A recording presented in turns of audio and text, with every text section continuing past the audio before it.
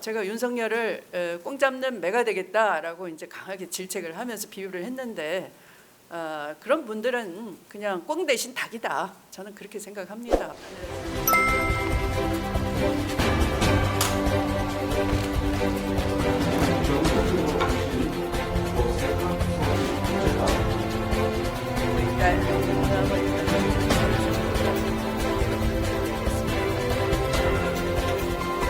1960년 2.28 민주운동으로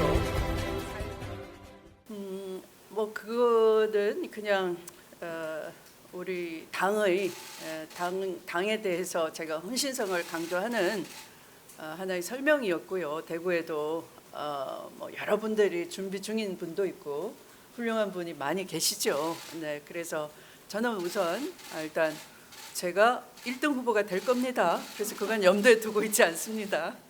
네. 저희들이 1위 할 건데 그걸 왜 질문 없습니까?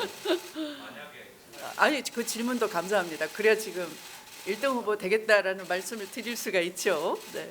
자, 그 채널 A에 대해서는 좀 더 쉽게 말씀을 드리면 이런 거예요. 증거를 가지고 재판을 하지 못하게끔 법기술을 부린 겁니다. 그래서 그 재판은 연극이라고 제가 말씀을 드리는 겁니다. 증거가 없으면 증거재판주의인데 그죠? 증거가 없으면 죄를 물을 수가 없는 거죠. 그래서 증거는 누가 제출합니까? 기소한 측에서 검사가 제출을 하고 그 증거가 뒷받침이 돼야지만 공소사실이 입증이 되는 것인데 공소사실을 입증시킬 수 있는 그런 한동훈 검사장의 압수된 핸드폰 자기 말대로 비번을 안 가르쳐주고 뻔뻔하게 구는 거죠. 약을 올리는 거죠, 국민을. 그래서 핸드폰 그 비밀번호 타령만 한다라는 건 스스로 여러분 말씀처럼 자뻑인 거예요. 자기가 법 기술을 부려서 우롱하고 있다 하는 것을 스스로 말하는 것이죠. 그리고 핸드폰이나 또는 여러 가지 비번도 안 가르쳐 줄 뿐만 아니라 이동재 기자 역시 3월 말에 MBC 보도 이후에 그 직후에 바로 그 핸드폰하고 노트북 같은 것을 다 초기화를 해버립니다. 네, 그래서 그 이동재 기자의 핸드폰이나 노트북 같은 것이 6월 달에 뒤늦게 그 압수가 됐지만 거기서 의미 있는 증거를 발견할 수가 없었어요. 그러면 왜 초기화시키고 증거인멸합니까? 범죄가 있기 때문에 당당하지 않는 것이죠. 네, 그런데 그 완벽한 증거인멸이 되질 못해서 사실은 채널A 사측이 자체 진상조사를 했는데 그것을 외부에 여러분이 잘 찾아보시면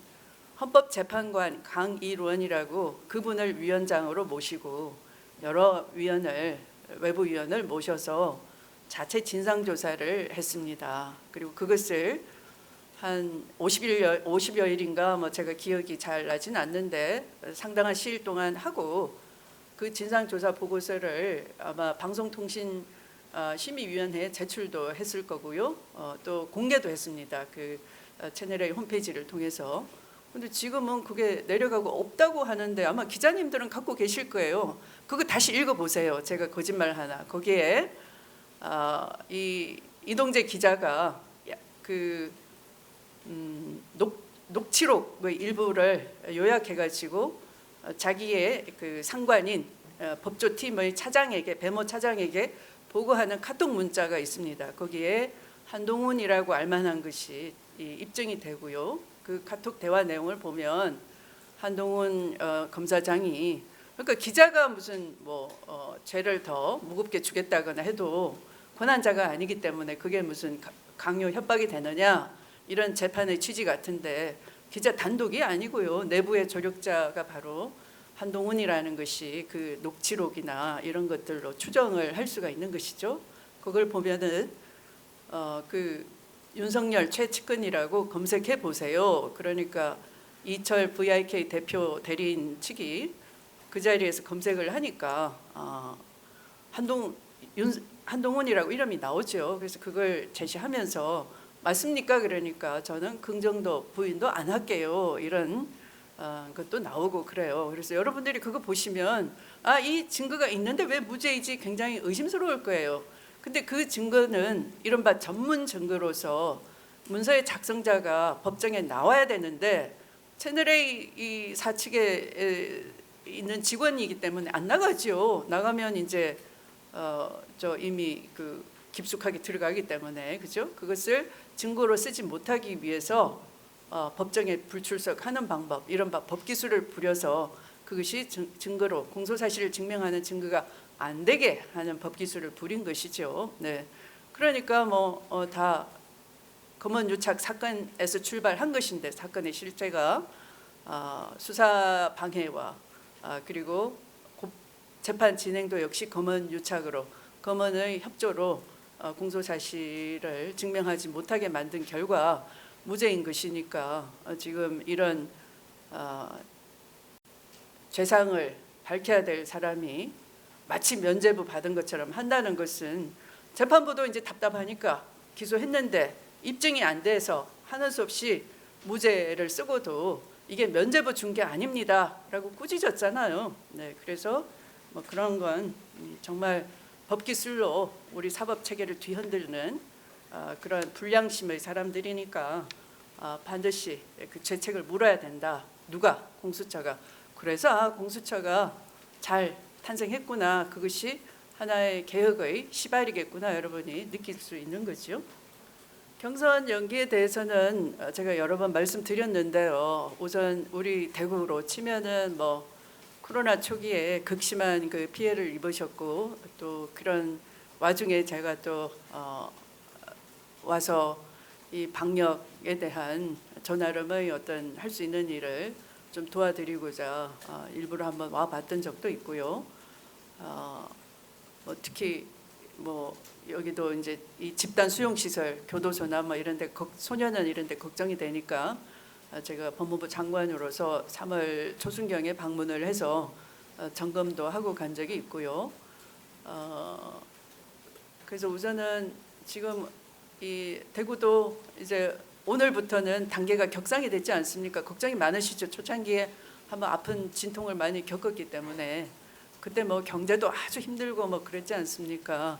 그래서 우리 정치권이 지금 이 순간도 저는 되게 민망하고 미안합니다.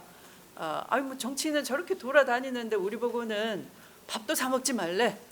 장사 안 돼 죽겠는데 이런 고충이 있지 않습니까? 그래서 방역에 우선 국민의 생명과 안전에 최우선 정치권도 분위기 맞춰서 협조를 해야 되니까 어떤 정당의 행사를 어느 정도 탄력적으로 할 수 있지 않느냐.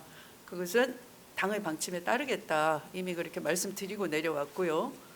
또 저도 수행원을 최소화시켜가지고 오늘하고 지금 1인 면역들을 다 하고 있는 그런 상황을 그래서 좀 불편을 끼치더라도 양해해 주시기 바라고요. 그리고 두 번째는 많은 인물들이 왜 야당 후보가 됐느냐라고 하시는데 저도 참 어처구니 없어요. 질문처럼 황당합니다. 네, 감사원장이나 또는 윤석열 검찰총장이나 다 정치 중립을 생명처럼 여겨야 되는 자리이고요. 더군다나 감사원장은 헌법기관이고요. 또 고도의 정치 중립뿐만 아니라 신분 보장, 그 때문에 신분 보장을 해준 것이지 정치하라고 신분 보장 해준 건 아니거든요. 네, 그래서 헌법을 파괴하는, 헌법을 흔드는 정도다. 그런데 그건 결국은 제가 윤석열을 꽁 잡는 매가 되겠다라고 이제 강하게 질책을 하면서 비유를 했는데 그런 분들은 그냥 꽁 대신 닭이다. 저는 그렇게 생각합니다. 꽁 대신 닭이다. 그럼 무슨 말씀인지 아시겠죠? 네. 그러니까 결국은 문재인 대통령께서는 탕평 인사를 하신 거죠.